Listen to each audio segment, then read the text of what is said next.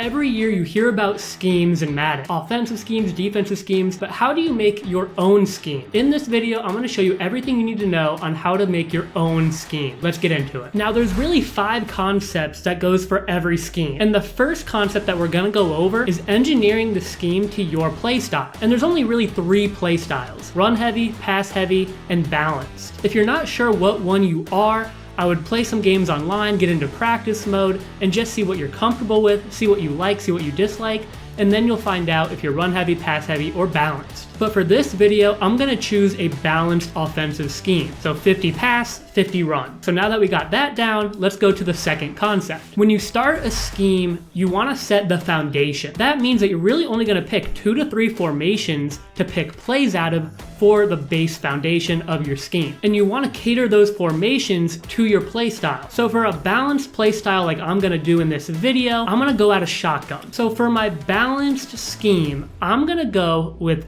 tight slots, halfback weak, and bunch offset. In Madden, a lot of tight formations and bunch formations are probably what's best. Especially in Madden 24, bunch is looking like it could be a mess. But for you, when you pick formations, obviously you want to look through the plays and see what's best for your play style. If you're a run heavy play style or a run heavy scheme, you probably won't want to pick a bunch because there's really not many run plays in here. You might want to look at single back or I form all under center if it's a run heavy. But again, for my balanced scheme, I like tight slots, halfback weak, and bunch offset, simply because there's a lot of pass plays and a couple good run plays to go with my balanced scheme. And again, notice that I'm only picking 2 formations. These 2 formations are gonna be my base plays, my base formations to run plays out of. But here's a tip: when you pick your formations, even if you're a run heavy, balanced, or pass heavy, you wanna pick your run attack first, your run scheme first. And when you're looking at run plays, you wanna make sure you have a run up the middle, a run to the right, and a run to the left. If you don't have that in your run scheme,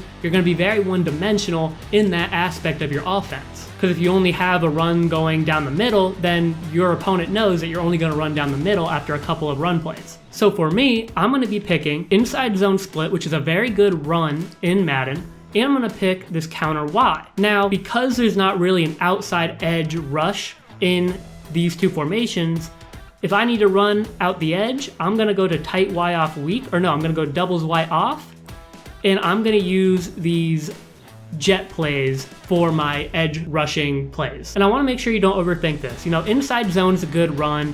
Like I said, the inside zone split is not a bad run. Just make sure you have runs that are down the middle, to the left, and to the right. And now we're gonna get into the passing plays, and contrary to popular belief, you really do not need many passing plays in your scheme.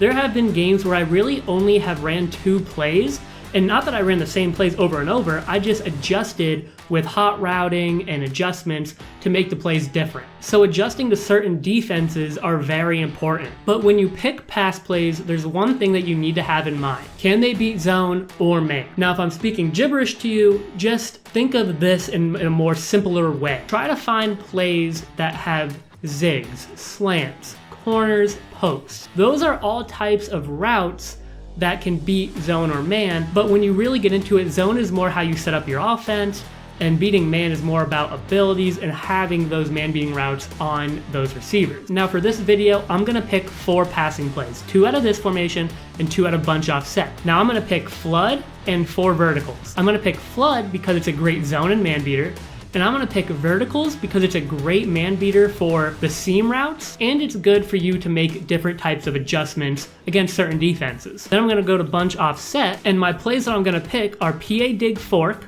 because that is a play action with a post and a corner. And then I'm gonna pick smash return because it has a zig route that I can motion to the left and make it a zig route to the outside, but the base play is a zig to the inside, and that's a very good zone or man beater. So now I have 4 passing plays and I have 4 run plays. So just like that, we have our base plays and our base formations for our scheme. But how and when do we utilize these plays? Well, let's get into it. The third concept I'm gonna go over is motioning. Some people call it universal motioning. Let me show you what that means. So I'm gonna go to PA dig fork, and we're just gonna be playing cover 6. So let's say it's the first play of the game, I call PA dig fork, and I decide to motion this player over because I just for some reason want to post on the left side. And let's say, you know, we snap the ball, we make our reads, boom, we hit a window, cool. Now, let's say we go into the next play and we are in the same exact formation, but this time we are gonna run an inside zone split. Now, pay attention because this is something that's very minor, but can confuse the heck out of any opponent when you utilize this. Now, we motioned the post over, right? Now this time, we're gonna motion the same guy over, but we're not gonna be running that play. But because we ran that same exact pre-snap motion the play before, the opponent is gonna think that we're gonna run that play again, but little does he know, we're just gonna run an inside zone. And you can do this in any type of formation. So let's pick a new play. We're gonna go to tight slots, halfback weak, and I'm gonna go to flood, and then we're gonna play against cover 6 again. So this time, let's say that I want a corner route. I'm gonna motion this guy over. And now we kind of have a unique bunch look on the right side of the field. And maybe I want to do that with the running back. Now we have some crosses, pretty cool looking route combo, give it to the running back for some easy yards. Awesome. Now the next play, maybe I'm in the same thing. I want to run an inside zone play, and I'm just going to motion this guy over. And now the opponent thinks I'm going to run the same exact play, but I'm going to be running an inside zone for an easy couple of yards. There you go. And the reason that's going to work is because that play worked before. If that passing play worked, then the user is probably going to try to stop that certain route that worked, and he's not going to be ready for a run play. And that's why schemes work so well when you understand universal motion and understand the plays that you're going to run. Now let's take this a step further. Let's say we're going to motion this player over again, and now the opponent is thinking that I'm going to be running maybe another corner route if it worked previously. But this time, maybe I'm going to put this guy on a go, put X on a slant, put this guy on a flat route, and now we have a totally different route combo off of that same motion. And that's going to further confuse your opponent. Your opponent is never going to know what you're running because everything looks the exact same, but you're running different plays out of it. And that's the core concept of why schemes work so well in Madden, and that's why you don't need so many different formations to run out of, you don't need so many different plays, because you can run so many different plays by just audibling and just doing different motions and making the right adjustments. Now let's go into detail on when you can call certain pass plays and run plays. Let's go into PA dig fork, and let's go again to cover 6. Now let's utilize everything that we just talked about. Let's utilize motions. So let's use this guy and let's put him on a post. Let's put this guy on a little drag. And now let's say that this is our third time passing the ball, right? In a game. Third time passing the ball, everything's going well. We just got first down after first down after first down. Our opponent is thinking that we are gonna pass the ball no matter what. Everything is working in the passing game. Now we're gonna run the ball after our third time passing the ball because our opponent's not gonna think that we are going to run the ball. But we're gonna utilize our universal motion because the play before, we just motioned that player to that same exact position. So he thinks we're gonna pass the ball again, and so he might, back up into coverage because he thinks that a pass is coming, and then you run the ball, and now he's confused, he never knows what you're gonna do. And that's one way you can think about play calling in Madden, and that's really how you can affect the game and impact the game in an extremely positive way for you. So let's go even further. Let's motion the same guy over, maybe put him on a zig, maybe put this guy on a slant, and now we have a play action play. So he thinks that we're running the ball because we just did run the ball. We have a couple guys here for an easy check down. So that's how you can confuse your opponent. Make him constantly think that you're running a certain play and run the complete opposite. For the next concept, I want to go over the blocking scheme. We are all going to face someone who has a glitchy blitz and they're just going to run it every single time and you're going to struggle with it.